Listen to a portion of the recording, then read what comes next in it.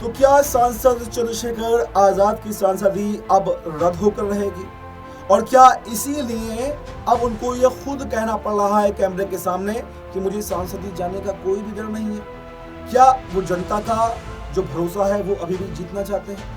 क्योंकि जो चंद्रशेखर आजाद ये कह रहे थे कि मैं रोहिणी को कोर्ट में देख लूंगा, मैं कोर्ट में ही जवाब दूंगा, तो फिर अब कैमरे पर आकर ये क्यों कहना पड़ रहा है कि मैं झुकूंगा नहीं, मैं सांसदी रद्द होने से डरूंगा नहीं? आखिर क्यों ये अब सफाई देनी पड़ रही है? और ये सफाई दी जा रही है तो फिर रोहिणी पर सफाई क्यों नहीं दी अभी तक भी? ये तमाम सस्पेंस बन रहा है, क्योंकि अब एक तरीके से देखा जाए तो चंद्रशेखर आजाद की मुश्किलें लगातार बढ़ रही हैं। महिला आयोग सख्त एक्शन मोड में आ गया है। वहीं पर ब्रजभूषण शरण सिंह, जो उनके पुराने प्रतिद्वंदी भी कहे जाते हैं, उन्होंने भी लगातार मोर्चा खोल रखा है। क्योंकि आपको याद होगा, जब ब्रजभूषण शरण सिंह पर आरोप लगाए गए थे तो यही चंद्रशेखर आजाद थे जो ब्रजभूषण की गिरफ्तारी की मांग कर रहे थे, उनको घसीटने की मांग कर रहे थे।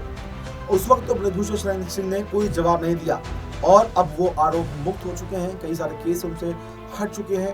तो ऐसे में कहीं ना कहीं वो अपना बदला भी ले रहे हैं। और ये देखा जा रहा है कि पूरी की पूरी बीजेपी भी अब चंद्रशेखर आजाद पर हमलावर हो गई है और रोहिणी घावड़ी के आरोपों में सच्चाई दिखाई दे रही है। और यहाँ तक कि महिला आयोग में जो शिकायत दर्ज कराई गई थी उसमें भी बड़ा अपडेट सामने निकल करके ये आया है। महिला आयोग ने जांच में ये पाया कि चंद्रशेखर इसी प्रवृत्ति के नेता हैं और उनके खिलाफ कार्रवाई की जानी चाहिए। कई सारे सबूत जो हैं, कहा यह जा रहा है कि महिला आयोग के हाथ में लग गए हैं। रोहिणी घावड़ी की चॉइस जो है वो सामने आई है, कुछ फोटो सामने आए हैं, जैसा कि रोहिणी घावड़ी पहले भी जो है वो बता रही थी कि मेरे पास सबूत हैं। तो अब वाकई क्या चंद्रशेखर आजाद की सांसदी रद्द होकर रहेगी? और सवाल ये बनता है कि अगर सांसदी रद्द हो गई तो कौन इस सीट पर उपचुनाव लड़ेगा? क्या उनकी पत्नी वंदना आजाद इस सीट पर चुनाव लड़ेंगी, या वंदना आजाद भी इस मुश्किल घड़ी में अपने पति का साथ छोड़ देंगी? क्योंकि जब जब कोई फंसता है तो वो अपने परिवार के किसी सदस्य को आगे करता है। ऐसे में चंद्रशेखर आजाद के कोई बेटा बेटी तो है नहीं, बच्चे तो इतने बड़े हैं नहीं जो अपनी राजनीतिक विरासत को अपने बच्चों को सौंप सके। क्योंकि जहां पर भी ऐसा हुआ वो अपने बच्चों को राजनीतिक विरासत सौंप देते हैं। यहाँ तक कि ब्रजभूषण शरण सिंह के केस में आप ले लीजिए, ब्रजभूषण शरण सिंह को टिकट नहीं दिया गया लेकिन उनके बेटे को टिकट दे दिया गया। तो ऐसे में सवाल यह है कि आखिर कौन चंद्रशेखर आजाद की सीट पर उपचुनाव में खड़ा होगा?